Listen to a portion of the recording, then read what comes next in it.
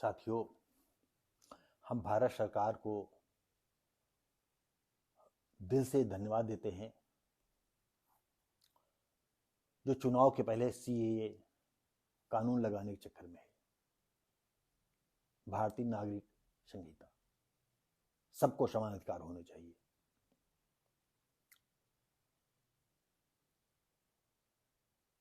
और हम अमित शाह जी को विशेष धन्यवाद देंगे। उन्होंने जो भी बात कहते हैं वो पूरी दृढ़ता से कहते हैं और जो कहते हैं वो करते हैं। उन्होंने कहा है कि हम चुनाव के पहले इसे लागू कर देंगे।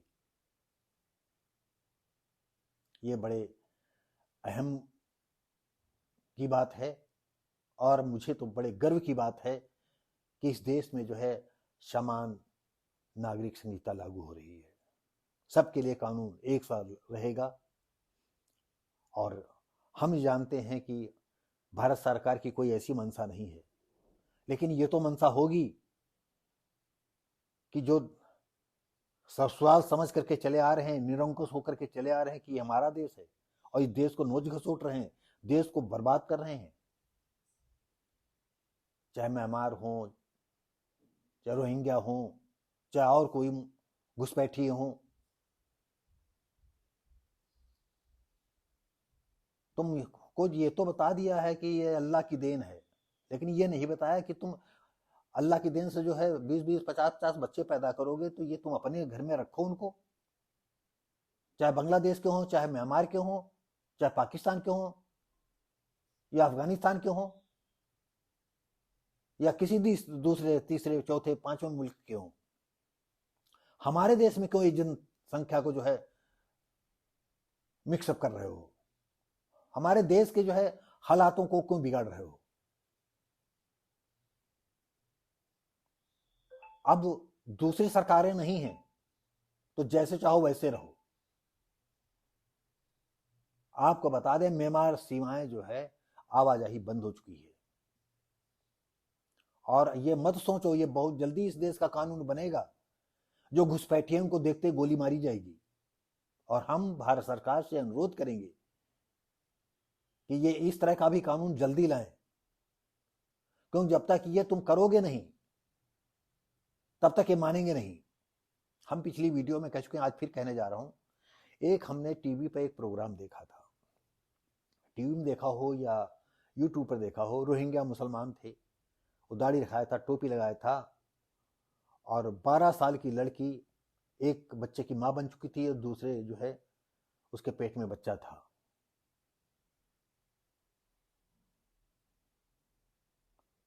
और वो 45, कम से कम 45 साल, 50 साल के करीब उसको दाढ़ी वाले मुसलमान की उम्र होगी और रोहिंग्या था वो।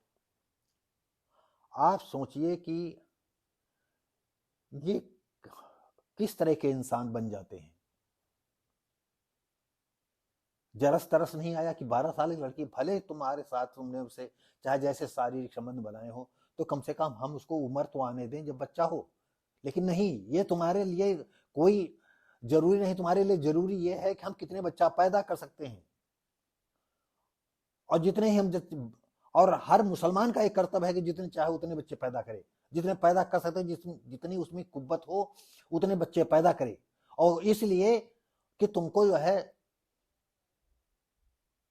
पूरी दुनिया पर राज करना है, गजवाई हिंद का सपना देखना है तुमको। अब आप ये बात समझ लो कि गजवाई हिंद का सपना तुम्हारे लिए सपने बन करके रह जाएगा। और धीरे धीरे आपको बता दें, अब तक मोदी सरकार फिर आ रही है और जो थोड़ी कोर कसर होगी कानून बनाने में, वो सारे कानून बन जाएंगे।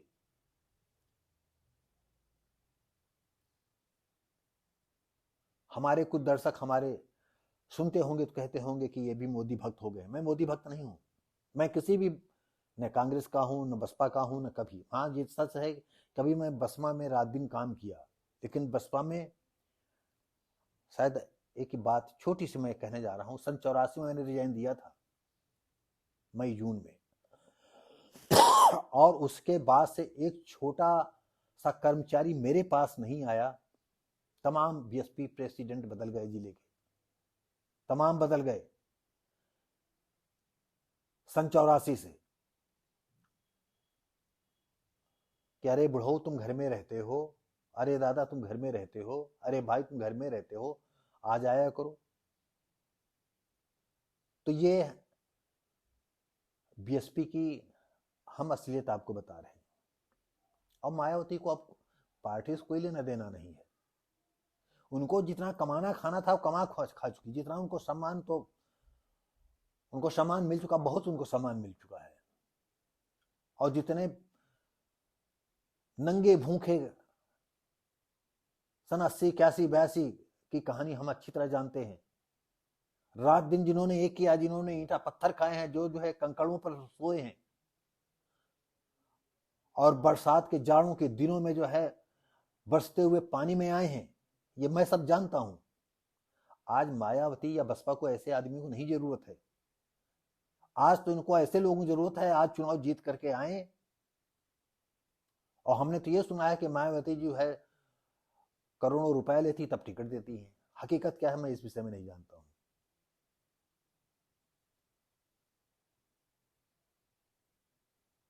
और अब बहन जी, अगर अभी एक मौका है कि जमीन के लोगों को फिर जोड़ें, और जोड़ने के बाद जो है चुनाव लड़ें, तो शायद स्थिति को सुधर सकती है। खैर छोड़िए इस बात को, और हम आ जाते हैं फिर उसी जो है सीएए के कानून पर। तो साथियों, अमित शाह जी बहुत ही दमदारी से घोषणा कर चुके हैं कि चुनाव के पहले ये कानून आ जाएगा और सबको कानून के अंतर्गत ही चलना पड़ेगा। अब तुम ढेरों बच्चे नहीं पैदा करोगे। थोड़ा भारत सरकार से हम थोड़ा इसलिए असंतुष्ट हैं कि भारत सरकार चाहती है कि पति पत्नी के बीच में 2 बच्चे हों। और हम मांग करते हैं, अगर हमारा ये वीडियो या हमारे ये बात प्रधानमंत्री और योगी जी तक पहुंचे, जो उनके मध्यस्थ कोई सुन ले, तो ये बात बताएं कि पति पत्नी के बीच में सिर्फ एक ही बच्चा होना चाहिए। जिस प्रदेश में लड़की और लड़के की संख्या में, जनसंख्या में लड़कियों की आबादी कम हो, तो चाहे ये प्रांत हो चाहे वो प्रांत हो, किसी भी प्रांत में यदि पहले लड़की हो जाए तो उसको एक लड़के की छूट दे दो। चाहे लड़की हो तो बात खत्म, 2 लड़कियां हो गई ठीक है, तो लड़कियों को बढ़ोतरी होगी, कम से कम जो है इक्वल रहेंगे। और जहां पर आबादी ठीक है वहां चाहे लड़का हो या लड़की हो, सिर्फ एक बच्चा हो। और इसके बाद जो 30 साल के बाद लड़कियां या लड़के माँ बाप बने, उनको सरकारी अस्पताल की सुविधा दी जाए, और अन्यथा वो प्राइवेट में जाए। और जो 35 साल के बाद बच्चा पैदा करें या परिवार बढ़ाएं, उनको विशेष तौर पर, और जो 40 साल के बाद करें तो उनको और विशेष। ये हमारे जो है जनसंख्या देखने वाले, परिवार नियोजन वाले जो है, जो मंत्री हैं, विभाग है, वो सोचे इस विषय में कि हम इनके लिए क्या सहूलियत दे सकते हैं। और आज वो जमाना आ गया है कि लिव इन रिलेशनशिप वाला जमाना आ गया है। हम भले बुजुर्ग हैं, लेकिन तमाम लोग, जो तमाम लड़कियां, तमाम लड़के ये नहीं चाहते कि हमारी पत्नी का जो है बॉडी फिगर खराब हो। इसलिए वो ये कहते हैं कि अगर देखेंगे तो हम लोग जो है अडॉप्ट कर लेंगे बच्चा, गोद ले लेंगे बच्चा। ऐसे लोगों को जो भारत सरकार को लिख करके दे, हलफनामा दे कि हम बच्चा पैदा नहीं करेंगे, उनके लिए भारत सरकार की तरफ से जो है जो उचित हो, तो उनको पेंशन नुमा देना चाहिए, हर महीने प्रोत्साहित करना चाहिए।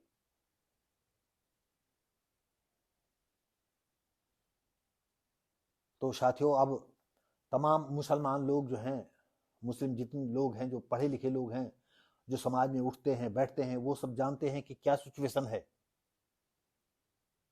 और वो भारत सरकार के साथ हैं। लेकिन तमाम मुल्ला मौलवी सोचते हैं कि अगर ये सब लागू हो गया, मदरसों में भी कंप्यूटर लागू हो गया, आधुनिक शिक्षा लागू हो गई, तो मुल्ला मौलवियों का जो तकरीरें हैं वो कौन सुनेगा? कौन 130 से 135 फुट की हूरों के चक्कर में पड़ा रहेगा? क्योंकि जब तुम साइंस की पढ़ाई पढ़ोगे तो हूर की कहानी असली समझ में आ जाएगी कि तुम्हारा असली क्या मुद्दा है, कि कितनी गप है। आपको बता दें, ये 72 हूरों वाला या जितना जो है जन्नत है, नर्क है, वहां जन्नत में जाओगे, वह दोजख में जाओगे, ये सब कोरी गप है। यहीं पर तुम्हारे लिए सब कुछ है। जिनके पास पैसा है, जो अच्छा कमा खा रहे हैं, वो स्वर्ग में हैं। जो दिन दिन भर काम करते हैं, रात में जो है नमक रोटी खाते हैं, ये उनके लिए नर्क है। कोई काम करने लायक नहीं बचा है, वो भीख मांग करके खा रहे हैं, या हाथ पैर कट गए हैं, वो भीख मांग करके खा रहे हैं, उनके लिए नर्क है। यही अंतिम सत्य है। और धरती पर धर्म कोई अच्छा नहीं, सब में बुराइयां हैं। कोई धर्म अच्छा नहीं है, सब में अंधविश्वास है, सब में मूर्खता है, और सब गुर्गे चाहते हैं इन्हें हमारा पंथ आगे बढ़े। हर धर्म वाले यही चाहते हैं। और इसी धरती पर नास्तिक लोग हैं, उनको कोई धर्म वाला नहीं लाइक करता है, न वो गाली देते हैं, न गलौज करते हैं। ये जरूर है कि स्वर्ग नरक के विषय में बताएंगे, आत्मा परमात्मा के विषय में बताएंगे, जन्म और पुनर्जन्म के विषय में बताएंगे। तो साथियों, इस तरह के जो है आपको बता दें, ये बात आती है कि 2019 में संसद में ये बिल पास हो चुका है, ये कानून पास हो चुका है, और अभी तक लागू नहीं किया गया है। और 31 दिसंबर 2014 से पहले बांग्लादेशी, पाकिस्तानी या अफगानिस्तान से आए हिंदुओं, सिखों, जैन, बौद्ध, पारसियों और ईसाइयों को नागरिकता दी जाएगी। है, आप देखिए भारत सरकार कितना अच्छा कर रही, क्योंकि अफगानिस्तान, अब पाकिस्तान से यही लोग सबसे ज्यादा सताए जा रहे हैं। हजारों हजारों मंदिर पाकिस्तान से ढा दिए गए हैं, और आज ये उनका सिलसिला चालू। लेकिन मंदिर तो ढा दिए गए हैं, और जैसे मंदिर ढाए गए हैं, अगर कोई पाकिस्तानी हमारी इस वीडियो को देख रहा है, हमारी बातें सुन रहा है, समझ लो एक दिन तुम भी ढहते चले जाओगे, कि तुम्हारी नियत दुरुस्त नहीं है। तुम्हारी नियत है धर्म का असली जो मूल मंत्र है, दूसरे की जड़ जमीन जोरों पर कब्जा करना, यह असली जो है तुम्हारा इस्लाम का कानून है।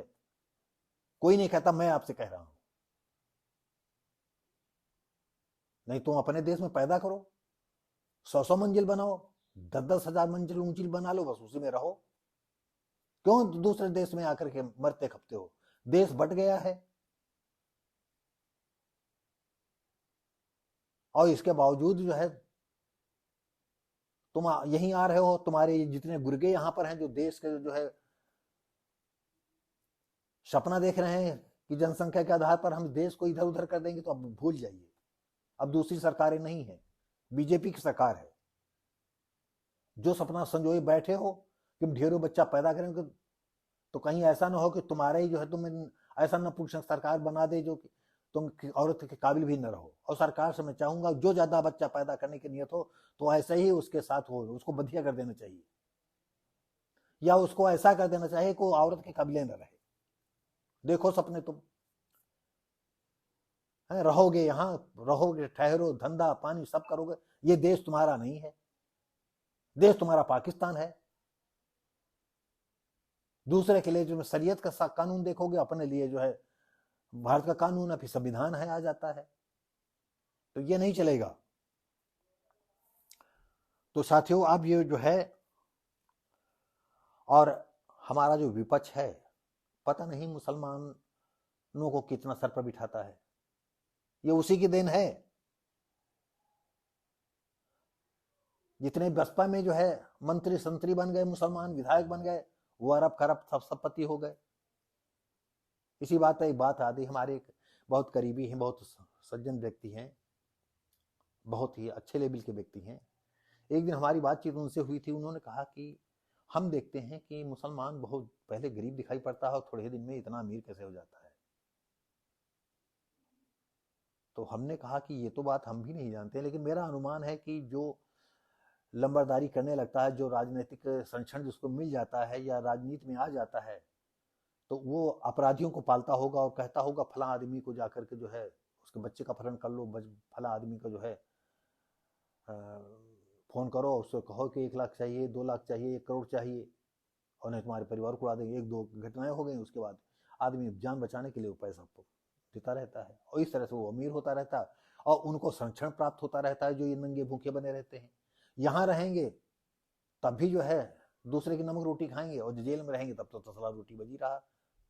और आपको बता दें, जो पैदाइशी अपराधी होता है जेल में ऐसे खुश होता है कि हम आपको क्या बताएं, मैंने देखा है अपनी आंखों से। उनके लिए कोई फर्क, जो बेगुनाह जाता है जेल उसके लिए होती है, ये खबीसों के लिए जेल नहीं होती, वो तो उनका घर होता है, उनकी ससुराल होती है। और जेल में जो उनके गुर्गे बैठे, जैसे ही उनका अपराधी परिचित जाता है तो देखे कैसे बांछ खिल कैसे स्वागत करते हैं, कैसे हॉर्न, अरे आ गया मेरा शेर, आ गया मेरा बाघ। इस तरह से वहां जेल में स्वागत उनका होता है।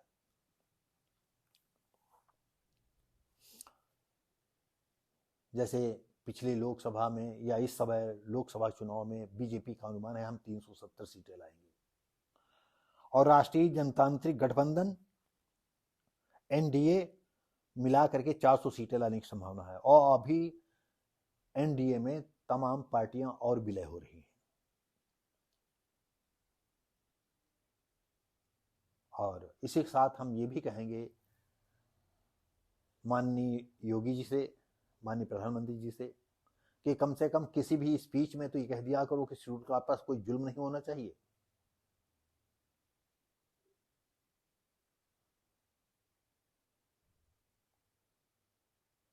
अगर आप ऐसा घोषणा कर देंगे, इस तरह का डांट करके कहेंगे, तो हमारे समाज में जो है कम से कम उनकी बचत तो होगी। हम लोगों का कोई सुनने वाला नहीं है।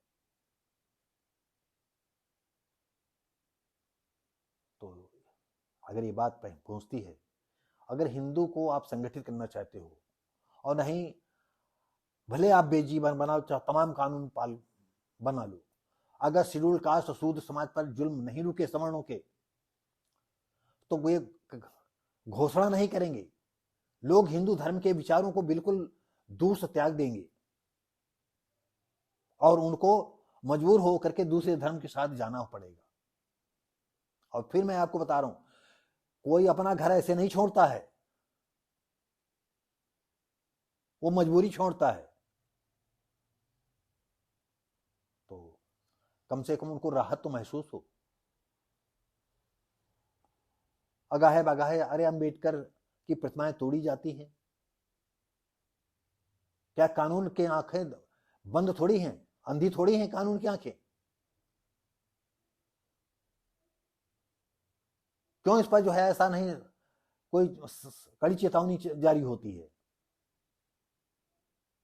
या शेड्यूल कास्ट को ये सरकारें नहीं चाहती हैं कि ये सांस ले सके, क्योंकि वो इसके हकदार भी हैं।